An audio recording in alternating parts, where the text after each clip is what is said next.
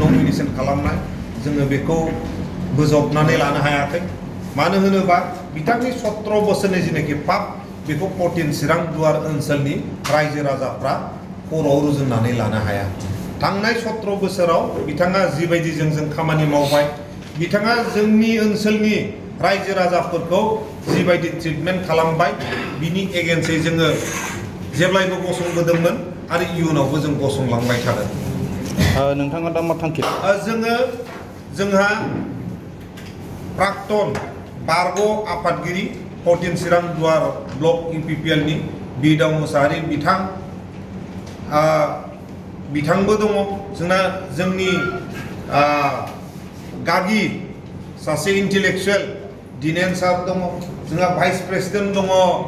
समनाथ सुवेदी बिथां आरो गोबां दैदेनगिरि बिथांमोन दङ जोङो ज' लोगो नांलायलायनानै मोनसे सिद्धांत फैदों कि जोङो फैबाय थानाय BTC इलेक्शनाव इंडिपेंडेंट हिसाबै जोङो गसंसिगोन आरो फैबाय थानाय 2 तारिखाव जोङो नमिनेशन होनो थाखाय साखाफारा जादों नोंथांजों लोगोसे बेसेबांसो निमौथिफ्रा रिजाइन होदों दिनै जोंहा UPPL 14 चिरां दुवार ब्लकनि आफादगिरिजों लोगोसे 14 चिरां दुवार ब्लक UPPL नि युथनि जेनेरेल सेक्रेटारि सानैजों लोगोसे आरो माखासे प्राइमारिनि आरो BCDCनि चेयारमेनफोरजों लोगोसे गासै 300सो UPPL नि दैदेनगिरि आरो वार्कार बिथांमोनहा रिजाइन होबाय आरो फैबाय थानाय समाव बेसेबां बुथ दङ बे बुथनि बांसिनखिनि नेता दैदेनगिरि आरो मेम्बार्सफ्रा रिजाइन होनो थांगासिनो दङ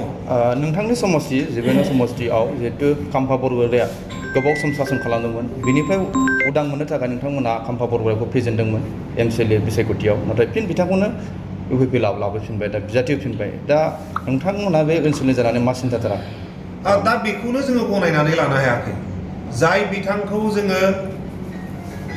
जोंनि रायजो राजा बिथांमोनहा बेखौ बिथांखौ नाङा होननानैनो थांनाय इलेक्शनावबो जेनहोखादोंमोन आरो बिथाङा थांनाय इलेक्शन मोननै MP आरो MCLA बेक टू बेक मोननै इलेक्शन जेननाय बे व्यक्तिखौ जोंनि 14 चिरां दुवाराव जाबसिन हरनायखौ जोङो गनायनानै लानो हायाखै आरो बिथाङा फैनाय लोगो लोगोनो बिथाङा ब्लक कमिटिखौ गावनि मथे बानायनानै लागोन बिथाङा फैनाय लोगो लोगोनो प्राइमारि कमिटिखौ गावनि मथे बानायनानै लागोन BCDC खौ गावनि मथे बानायनानै लागोन थाङै गासिबो BPF नि मानसिफोर जाजोबगोन आरो BPF फरनखौनो नों UPPL खौ बुंनांगोन आरो जोंनि गोजाम जायनाखि मावथि बिथांमोना जेरावबो स्थान बा जायगा मोननाय नङा बे बियाबाव हाग्रामा महिलारिया गेलेफैनो होनदों खाम्फा बरगयारिनि अपोजिटै नोंथाङाबो बिनिनो चेलेन्ज खालामनाय जागोन माबायदि देरहागोन सानदों नोंथाङा बेजों खोब मोजां आं वेलकाम जनायदों मानो होनोबा हाग्रामा महिलारि बिथां आरो ओरै फारसे डिपुटि चिफ बिथांमोननि नारा नाथा जुजिनायाव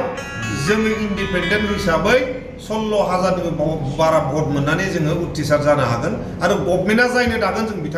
बिथांमोनजोंनो आखाइ हमनानै लोगोसे थाफाहैगोन